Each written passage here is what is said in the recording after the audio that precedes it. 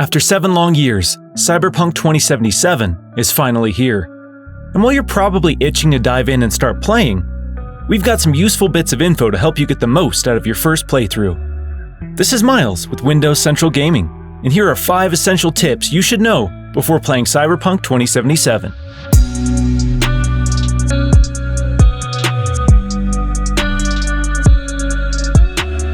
Cyberpunk 2077 has some fairly elaborate skill and perk trees broken into 5 main categories, which are intelligence, reflex, body, cool, and tech.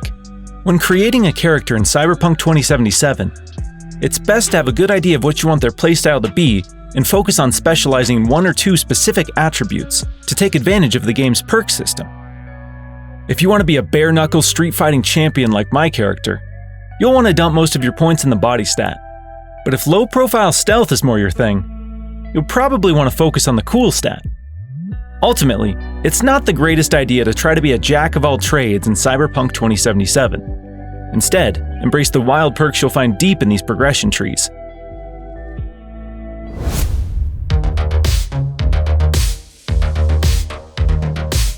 Do you want those awesome Mantis arm blades you saw in the trailers?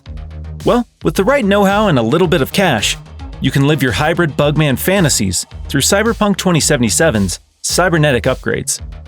Ripper docks are scattered throughout Night City, and they are the key to unlocking these futuristic enhancements. Almost every part of your character's body can be augmented through cybernetic upgrades, and like perks, these can drastically enhance the power fantasy of your playstyle. We strongly recommend taking some time to look over these augments to get an idea of where you want to focus. Cyber surgery isn't cheap though, so you'll definitely need some cash saved up.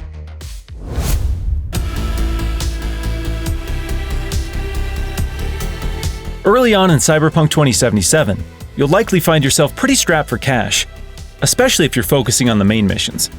This is where gig quests come in handy. Unlike other mission types like main missions, side missions, or ambient missions, gigs focus on rewarding your character with cold hard cash for your services, sometimes in rather large quantities. If you're looking to get a lot of cash as quick as possible, it'll be in your best interest to take as many gigs as you have time for. The game's journal page will help you distinguish between the different quest types so you can make sure you're tackling the most profitable gigs.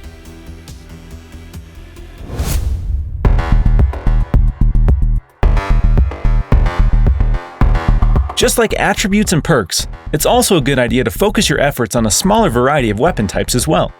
Similar to games like Fallout, the more you use a specific weapon type, the more proficiency you gain with it, and that experience will start to manifest itself into perk points.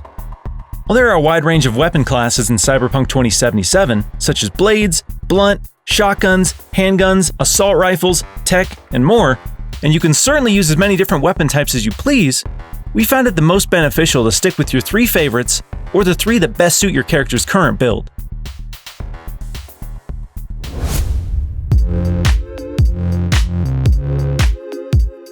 Compared to CD Projekt Red's last epic The Witcher 3, the main storyline of Cyberpunk 2077 might be considered somewhat short, clocking in at under 20 hours.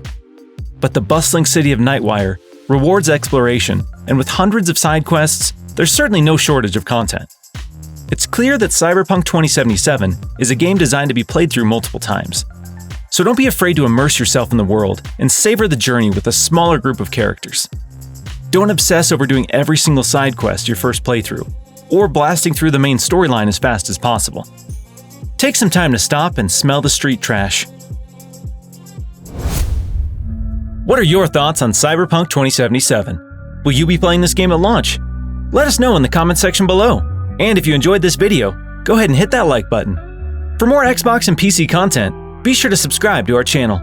Thanks so much for watching, and we'll catch you in the next video.